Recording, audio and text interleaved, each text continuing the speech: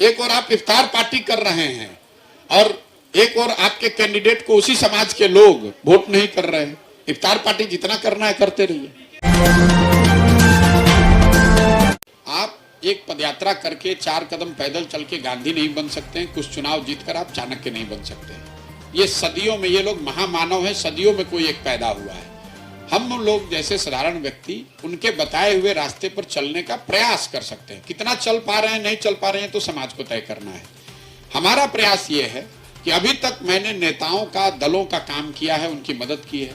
अब मैंने तय किया है, संकल्प किया है कि मुझे लोगों की मदद करनी है। जिसको भी लोग चुनकर आपस से निकालेंगे, विचार विमर्श करके जिनके नाम पर भी सहमति होगी, उसके पीछे जनसुराज की, प्रशांत किशोर की पूरी ताकत, समझ, संसाधन, व्यवस्था लगेगी। और आपने देखा, अभी हमने इसको करके दिखाया। मैं रोज ये भी कह रहा हूं कि जो मैं कह रहा हूं इस पर आप बिल्कुल भरोसा मत कीजिए, जो मैं कर रहा हूं उसको देखिए। मैं 6 महीने से चल रहा हूं पैदल, इसको तो कोई नहीं नकार सकता है। चलने का कितना प्रभाव है, चलने के पीछे क्या नियत है, ये इस पर आपका शंका हो सकती है, आपकी आशंका हो सकती है, आप उस पर विवाद कर सकते हैं। लेकिन मैं घर परिवार छोड़कर चल रहा हूं, इस पर तो कोई विवाद नहीं है और मैं इसको करूंगा। मुझे यही करना है और मेरा विश्वास है बिहार के लोगों पर कि उनकी चेतना कहीं दब गई है, लेकिन वो मरी नहीं है। समाज की चेतना मरी नहीं है। ये भूमि ऐसी है, यहाँ के बच्चों को और कोई समझ हो चाहे नहीं, सामाजिक राजनीतिक तौर पर लोग प्रबुद्ध हैं। ये जरूर बात है कि विकल्प के अभाव में एक लंबे समय से जाति और धर्म की राजनीति, धन बल, बाहुबल की राजनीति से कहीं ना कहीं उनकी चेतना दब गई है। लेकिन इस बात को हम लोग को नहीं भूलना चाहिए कि ये वो धरती है जहां से 1500 साल तक देश की राजनीति चली है। इस भैया देखिए, ऐसा है, समाज इन बातों को समझता है। पूरा ये जो अभियान है वो इस बात पर निर्भर है, इस बात पर बेसिस बनाया गया है कि समाज को समझ है, वो कह पाए न कह पाए।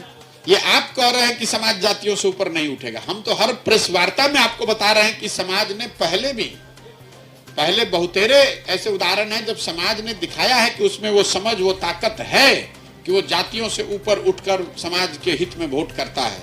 जरूरत इस बात की है कि वो प्रयास किया जाए।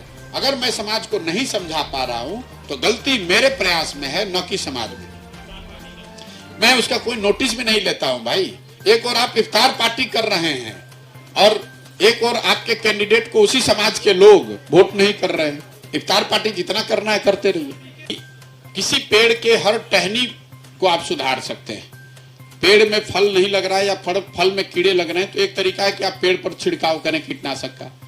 लेकिन अगर जड़ में ही खराबी है, जड़ में ही दीमक लग गया है, तो आप पेड़ की टहनियों को, उसके फल को अच्छा नहीं कर सकते हैं। तो जड़ में ये बात है कि जो जड़ हम लोग समझ रहे हैं कि जिस दिन जनता जागरूक हो जाए, लोग ये समझ जाएं, जिस चुनाव का आप जिक्र कर रहे हैं वो एक एमएलसी चुनाव का जीतना हारना कोई बहुत बड़ी बात नहीं है।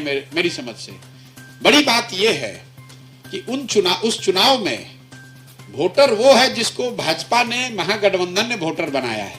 आप जानते हैं कि एमएलसी टीचर वाले चुनाव में जो लोग एक बार जीतने लगते हैं वो 30-30 साल वही चुनाव जीतते हैं, इसलिए कि वोटर वही बनाते हैं।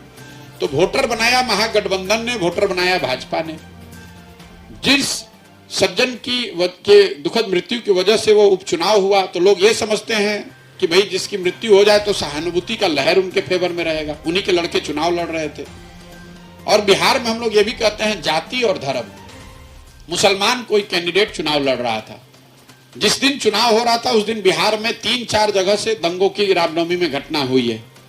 उसके बावजूद उस व्यक्ति को लोगों ने धारा के विपरीत जाके, एक ऐसे व्यक्ति को जिसको शिक्षक नेता के तौर पर कोई नहीं जानता है, एक ऐसे व्यक्ति को जिसने वोटर नहीं बनाया है, एक ऐसा व्यक्ति जो मुसलमान समाज से आता है, उसको सारण और चंपारण प्रमंडल के तमाम बुद्धिजीवी शिक्षकों ने मिलकर जिताया है। ये बड़ी घटना है। किसी एमएलसी का जीतना नहीं जीतना उससे क्या होता है, उससे कोई, अभी तक जो मेरी समझ में आई है बात 190 दिन चलने के बाद, बिहार में किसानों की जो बदहाली है उसके 3 प्रमुख कारण हैं। पहला जो कारण है वो भूमि सुधार का न होना। बिहार में पिछले 75 साल में भूमि सुधार के दिशा में, लैंड रिकॉर्ड को स्ट्रीमलाइन करने के दिशा में कोई प्रयास नहीं हुआ है। उसकी वजह से बिहार में 60% लोग ऐसे हैं जिनके पास जमीन है ही नहीं।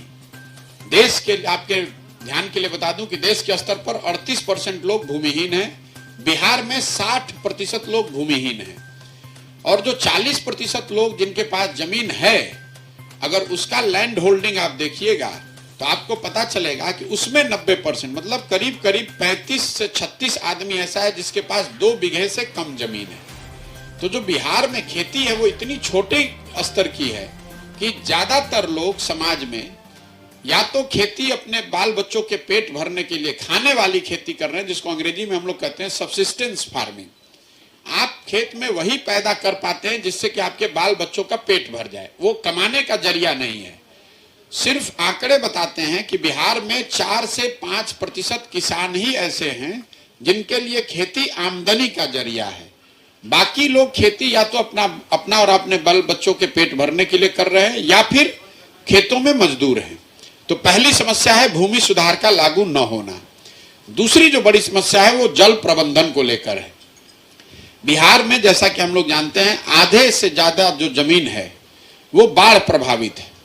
हर जिले में कुछ प्रखंड, कुछ ब्लॉक ऐसे हैं जहां पर बाढ़ की समस्या है, और जो आधी जमीन बची हुई है उसमें करीब करीब 30 से 35% जमीन सूखे से प्रभावित है या पानी के जल जमाव से। जैसे छपरा सिवान में आप देखिएगा चंवर की समस्या बहुत बड़ी समस्या है। साई हॉस्पिटल, चुन्नी, Chhatapur, ward number 1, Supaul. Mobile number 7061509641। हमारे यहाँ पित्त की थैली की पथरी, अपेंडिक्स का ऑपरेशन, हर्निया और डायग्नोस्टिक यानी दूरबीन द्वारा पेट की जांच व लेप्रोस्कोपी ऑपरेशन के अलावा भी